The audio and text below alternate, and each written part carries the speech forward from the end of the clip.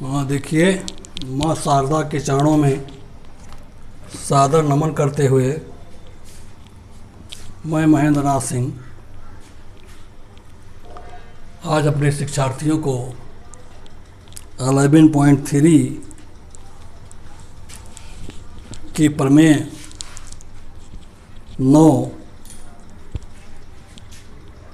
समतल का अंताखंड के रूप में समीकरण,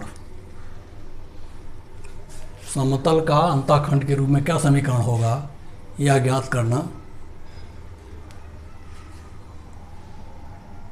बता रहा हूँ। देखिए, मान लीजिए एक्स वाई जेड अक्षों में कोई समतल क्रमशः ए बी सी अंताखंड काटता है। ए बी सी एक समतल दिया हुआ है जो तीन अंताखंड तीनों अक्षों में बारी अलग अलग काट रहा है। यदि इस समतल का समीकरण X plus B Y plus C Z plus D equal to 0 है, तब ए और बी और सी का मान रख करके हम समतल का अभीष्ट समीकरण निकाल सकते हैं। देखिए, पी बिंदु का निर्देशांक ए 0 0 होगा, क्यू का निर्देशांक 0 बी 0 होगा और आर का निर्देशांक 0 0 सी। यह समीकरण मान लिया गया है। यह समतल देखिए बिंदु पी से जाता है, तब ए प्लस डी इक्वल टू 0 होगा, क्योंकि वाई और जेड निर्देशांक 0 हैं बिंदु पी के लिए। तब ए प्लस डी इक्वल टू 0 अर्थात ए बराबर माइनस डी बटे ए। ऐसे बिंदु क्यू से जाता है, तब जेड और एक्स निर्देशांक 0 हो गए। अब आ गया B Y plus D equal to 0, B B Y का मान बी स्मॉल बी, तो B B plus D equal to 0 यानी B equal to minus D upon B. इसी प्रकार बिंदु आर से जाता है, तब C C plus D equal to 0 होगा, सी बराबर माइनस डी बटे सी। ये तीनों ए बी सी के तीनों मान समतल के समीकरण में रखने पर माइनस डी बटे A X plus minus D बटे B Y plus minus D बटे C Z plus D equal to 0। Minus D से भाग दे दीजिए इस समीकरण में, तब आ जाएगा एक्स बटे ए प्लस वाई बटे बी प्लस जेड बटे सी माइनस 1 इक्वल टू 0। 1 को उधर ले जाइए, X upon A plus Y upon B plus Z upon C equal to 1 अभी समीकरण है। यह समतल का अंताखंड के रूप में समीकरण है।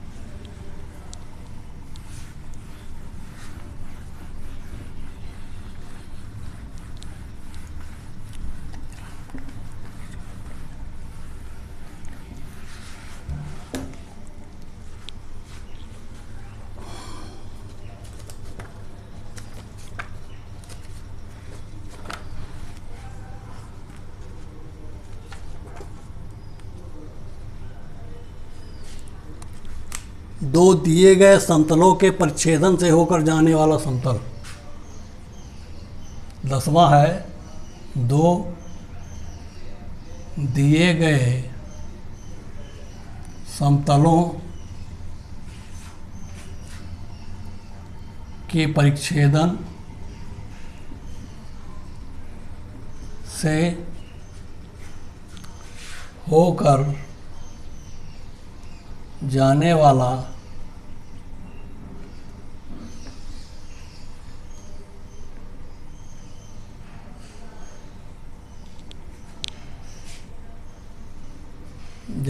समतल, जाने वाले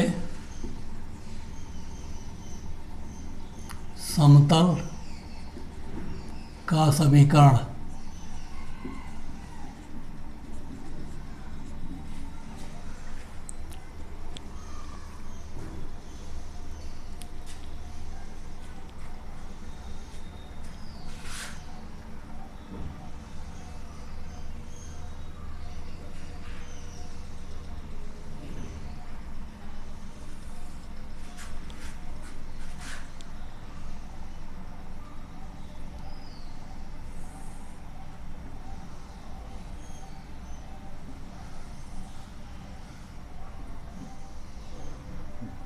ये देखिए दो समतल है जो एक बिंदु पर काट रहे हैं।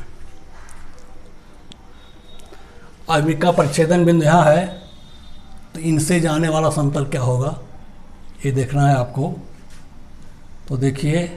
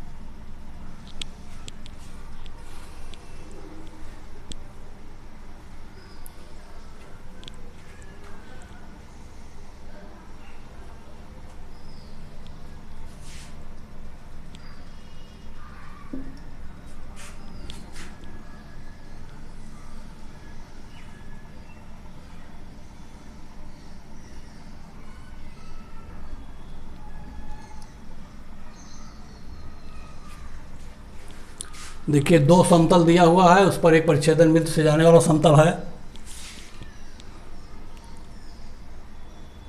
इनके समीकरण मान लीजिए, इनका समीकरण vector R dot n1 equal to d1, इसका है वेक्टर आर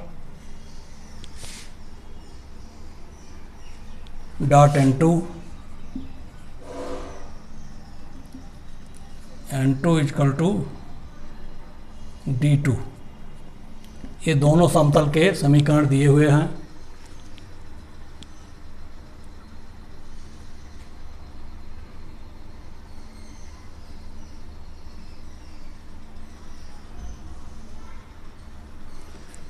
अब इनके परिच्छेदन पर कोई बिंदु है, मान लीजिए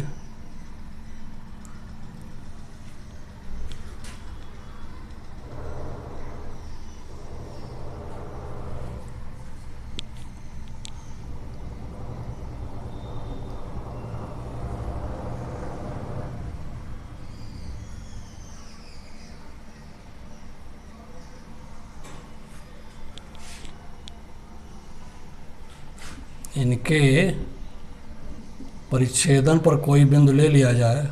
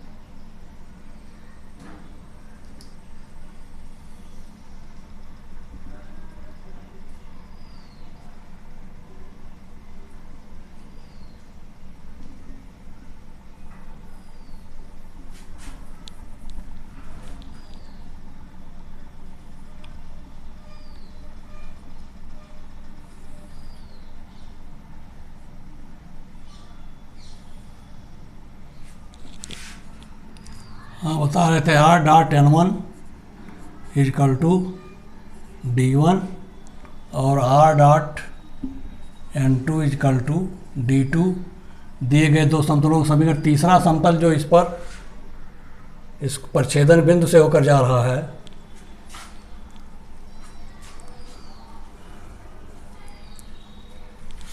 ये पाई 3 क्या है ये?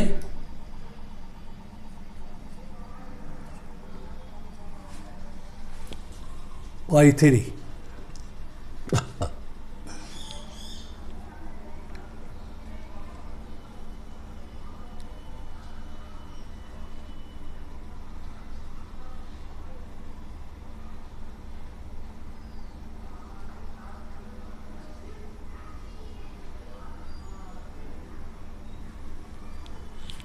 अब इस परिच्छेदन बिंदु का दोनों समतलों के परिच्छेदन बिंदु, यानी परिच्छेदन बिंदु का जो स्थिर सदिश यदि टी है का स्थित सदिश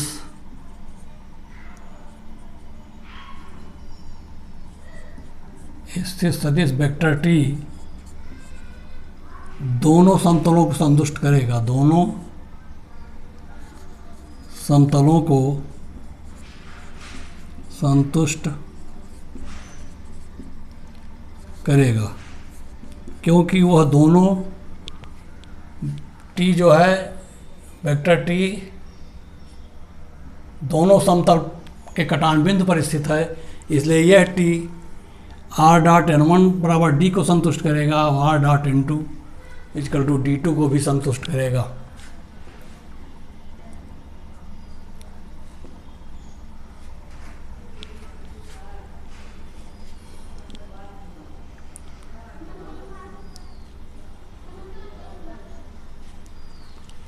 तब नया समीकरण बन जाएगा T dot N one equal to D one तथा T dot N two equal to D two. ये दोनों समीकरण इस रूप में होंगे। संतुष्ट है जहाँ टी एक अचर है,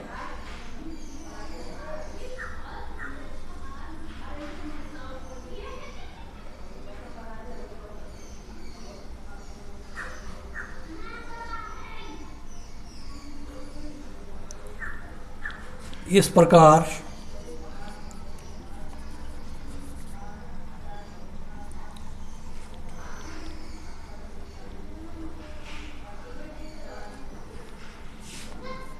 T dot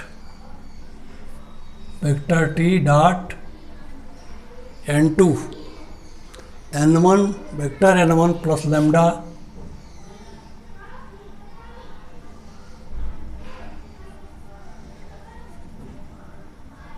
vector N one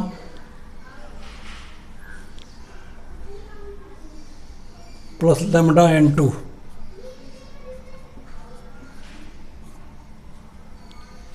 देखिए T dot N one N two, देख लीजिए N one plus N two T dot lambda N to,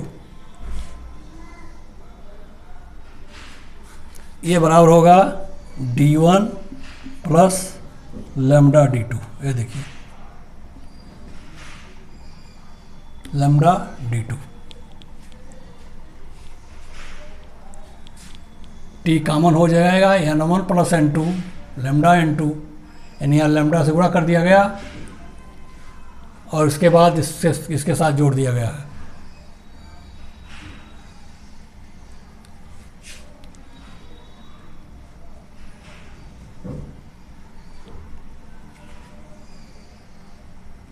या इसको ऐसे भी लिख सकते हैं vector T lambda N to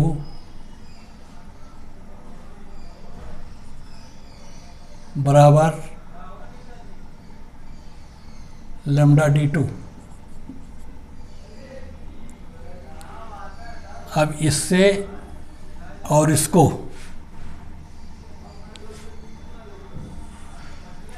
यह समीकरण इस समीकरण को मिलाने पर यह समीकरण आपका बनता है। दोनों समीकरण मिला दीजिए, यह रेडी है।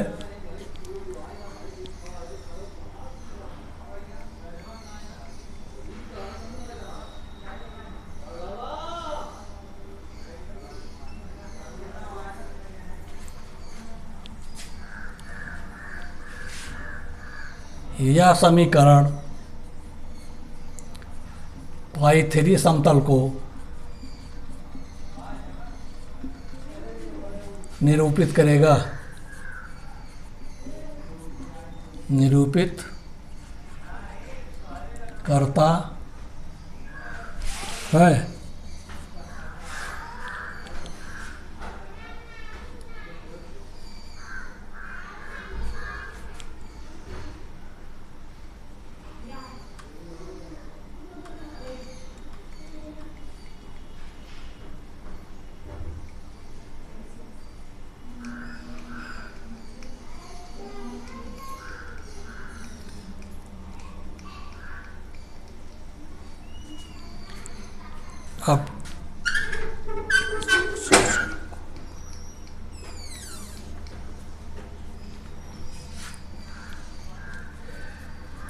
अब T स्वेच्छाचार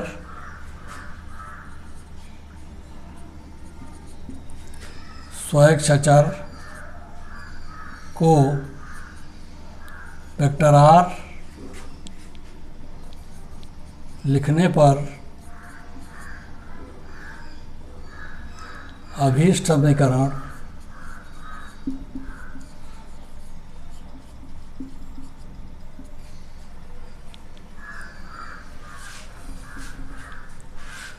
vector R dot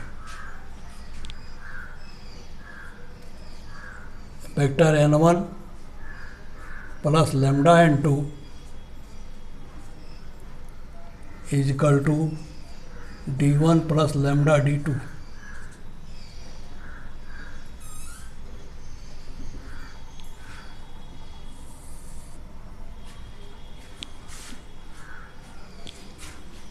lambda d2 है।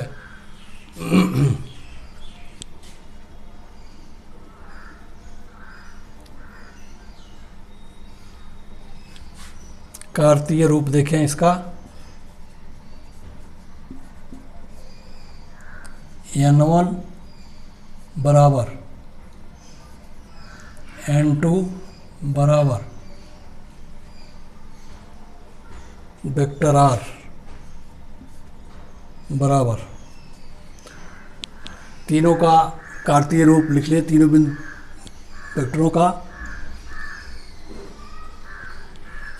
a1 i cap, b1 j cap, c1 k cap, a2 i cap, b2 j cap, c2 k cap, ये X I cap plus Y J cap plus Z K cap.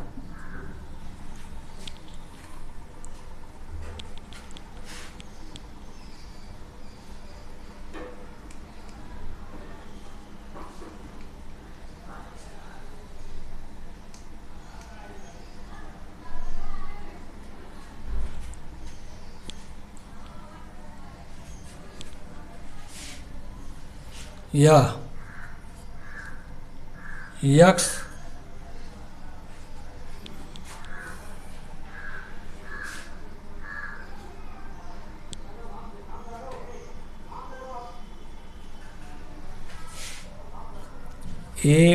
a1 plus lambda a2 plus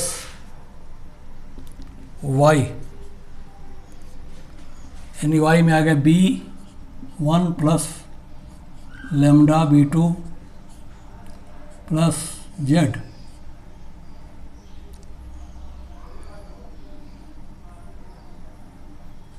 c1 plus lambda c2 equal to d1 plus lambda d2, ये बराबर हो गया d1 plus lambda d2।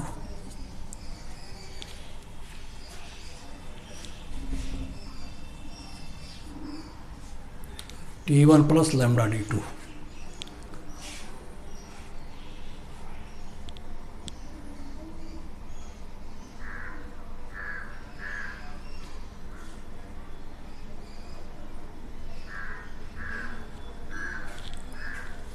अब आ गया a1x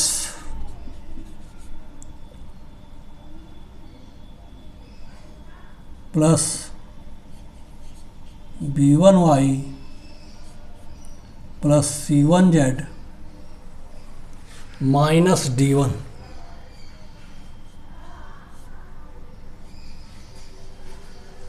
अब lambda वाला column खाली कर लीजिए।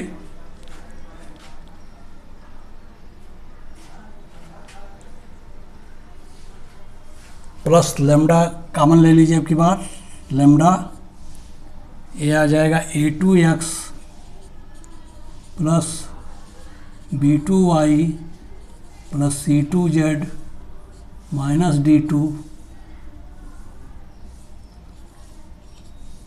बराबर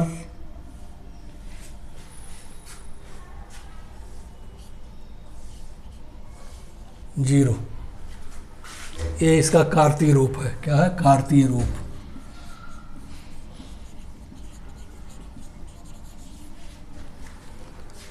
इसलिए समतल का परिच्छेदन बिंदु से जाने वाले समतल के दोनों समीकरण आपको vector r n1 vector plus lambda n2 vector, ये बराबर हो गया d1 प्लस लेमडा d2। और कार्तीय रूप में a1x plus b1y plus c1z minus d1 plus lambda a2x plus b2y plus c2z minus d2 equal to 0। ये आपको प्राप्त हुआ।